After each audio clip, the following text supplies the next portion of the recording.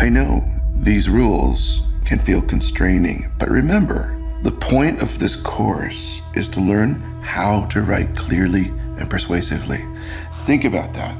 Think about the truth of your argument.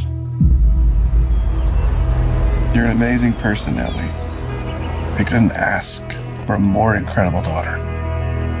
Are you actually trying to parent me right now? Who would want me to be a part of their life? You don't stay in touch with Mom?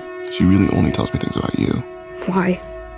Because that's all I want to know about. Why'd you gain all that weight? Someone close to me passed away, and it had an effect on me. You haven't seen her since she was 8 years old and you're gonna reconnect with her?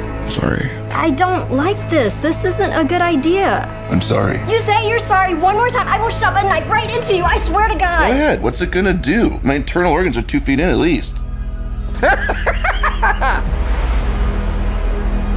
Why do you suddenly need to see her so bad? Why now? Liz.